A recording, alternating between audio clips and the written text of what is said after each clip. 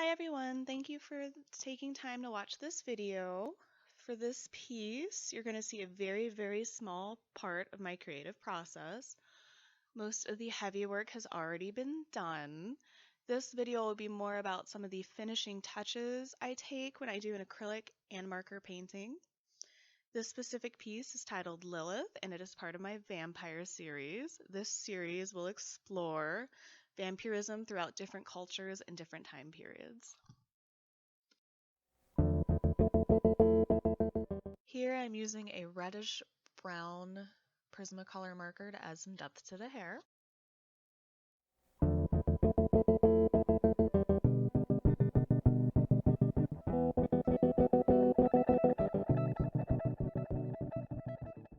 Here I'm blending out with a little bit of water. This will help soften some of the edges created by the marker and by the acrylic paint underneath.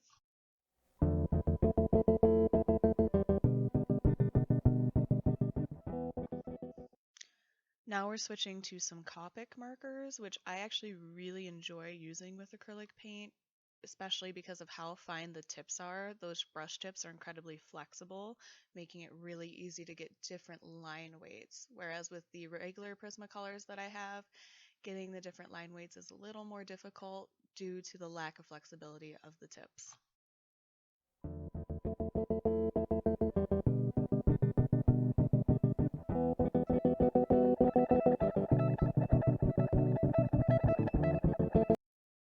Here I'm using a flesh-toned Copic marker to add a transition tone between the darker and lighter areas of the face. This helps create a softer, more skin-like texture overall. Alcohol-based markers such as Prismacolor and Copic markers are really helpful in blending out acrylic paint and creating wonderful transition shades.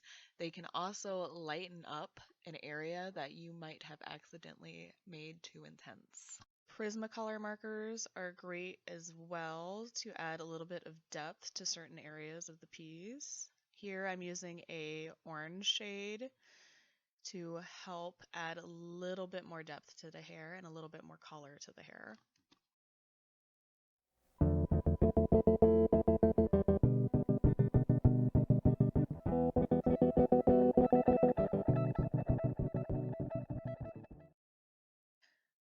As you can see, I'm repeating a lot of the same steps that were shown earlier to add a little bit more detail work in specific areas, especially in some of the thorny branches to make them pop a little bit more.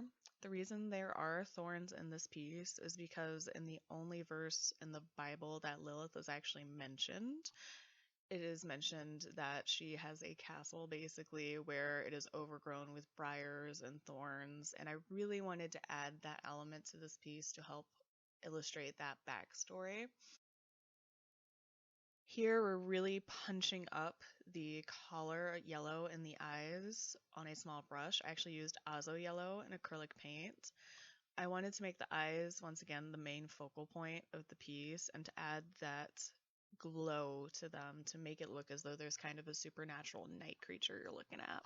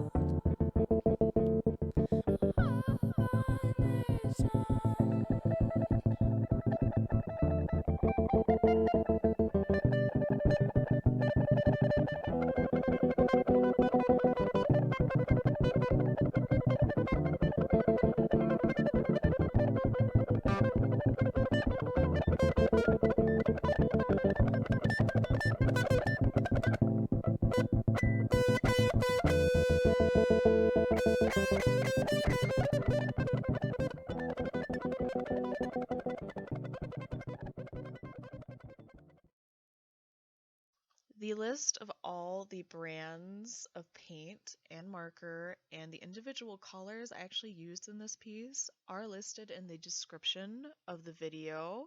If you're curious about the colors I used or anything, please just check that out.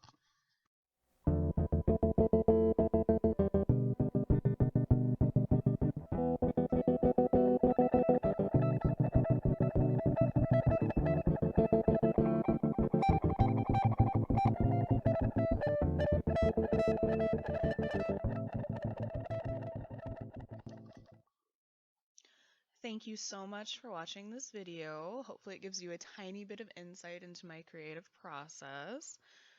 Hopefully you liked it. Please subscribe so that you can see more of these videos, and let me know if you would be interested in seeing more videos like this where you actually get to see bits of my creative process.